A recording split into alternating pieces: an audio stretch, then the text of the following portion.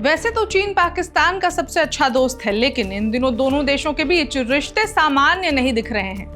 ऐसा इसलिए क्योंकि पाकिस्तान ने अपने पुराने रेलवे नेटवर्क के एडवांसमेंट के लिए चीन की बजाय एशियाई विकास बैंक यानी ADB से मदद लेने का फैसला लिया है।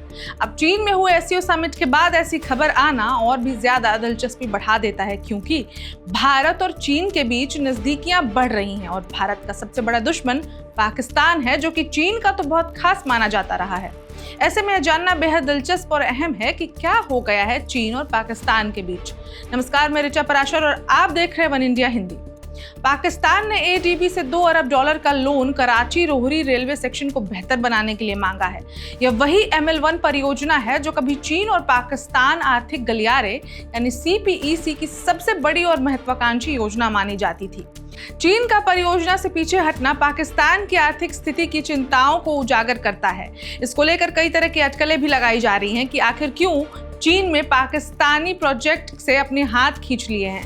हालांकि चीन ने प्रोजेक्ट से पीछे हटने का फैसला अचानक से नहीं लिया है। माना जा रहा है कि पाकिस्तान की कमजोर आर्थिक स्थिति और कर्ज चुकाने की दिक्कतें चीन के लिए मुसीबत खड़ी कर सकती थी। चीन पहले ही पाकिस्तान में अरबों डॉलर का निवेश कर चुका है, जहां चीन को पाकिस्तान से पैसे वापस लेने में गंभीर समस्या का सामना करना पड़ रहा है। चीन अपनी अर्थव्यवस्था के दबावों को देखते हुए ज्यादा जोखिम भरे निवेशों से पीछे हट रहा है। इससे साफ होता है कि जब आर्थिक स्थिति खतरे में होती है तो हर मौसम के साथी भी पीछे हट सकते हैं। अब इन सब के बीच आपको रेको दिग खदान और ML1 की अहमियत भी बताते चलते हैं। बलूचिस्तान और रेको दिग तांबा और सोने की खदान पाकिस्तान की अर्थव्यवस्था के लिए निर्णायक साबित हो सकती है। खदान से भारी मात्रा में खनिज मिलने की संभावना है, लेकिन पुरानी रेलवे लाइन इतनी मजबूत नहीं है कि खनिजों का बड़े पैमाने पर ट्रांसपोर्ट कर सके। इसके लिए ML1 रेलवे लाइन को खदान के लिए अपग्रेड करना काफी जरूरी है। इस कारण ADB ने न केवल ML1 परियोजना में रुचि दिखाई, बल्कि रेको दिग खदान के लिए भी $410 मिलियन की मदद देने का वादा किया है। तो चलिए अब आपको इस सिचुएशन में चीन, अमेरिका और ADB का हाल बताते हैं।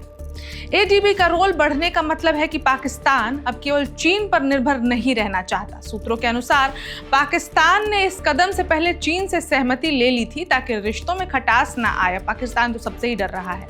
पाकिस्तानी सेना प्रमुख आसिम मुनीर ने कहा, हम एक दोस्त के लिए दूसरे दोस्त की बलि नहीं चढ़ाएंगे। वहीं अमेरिका ने भी पाकिस्तान की रेको दिग में रुचि दिखा रहा है। इससे संकेत मिलता है कि पाकिस्तान अब बहुआयामी विदेशी नीति की ओर बढ़ रहा है, जिसमें चीन, अमेरिका और बहुपक्षीय संस्था ADB और IMF सब शामिल होंगे। हाल के दिनों में पाकिस्तान और अमेरिका के बीच में संबंध अच्छे होते दिखाई दे रहे हैं, क्योंकि अमेरिकी राष्ट्रपति डोनाल्ड ट्रंप ने पाकिस्तानी ऑयल रिजर्व बनाने का ऐलान किया है। अब देखते हैं CPEC का भविष्य और पाकिस्तान की रणनीति 2015-2019 के बीच। अब देखते हैं CPEC का भविष्य और पाकिस्तान की रणनीति 2015 से 2019 के बीच। CPEC के तहत कई हाईवे, बिजली संयंत्र और बंदरगाह बने, लेकिन 2022 के बाद से डेवलपमेंट धीमी हो गई। चीनी बिजली उत्पादकों को बकाया भुगतान की समस्या का सामना करना पड़ा है। ML1 जैसी बड़ी परियोजना से चीन का हटना इस सुस्ती को और स्पष्ट करता है। अब ADB का आना CPEC के लिए काफी दिक्कत की बात हो सकती है, लेकिन भारत अमेरिका के बीच खटास की वजह से अमेरिका का पाकिस्तान की तरफ झुकाव, चीन का पाकिस्तान की तरफ से कदम पीछे हटाना दुनिया की राजनीति में कुछ तो नई कहानी बुन रही है। अब बात जो भी हो, छोटी नहीं है। लेकिन अब इस खबर में इतना ही, और देश दुनिया की बाकी खबरों के लिए देखते रहे वन इंडिया हिंदी। नमस्कार। Subscribe to One India and never miss an update. Download the One India app now.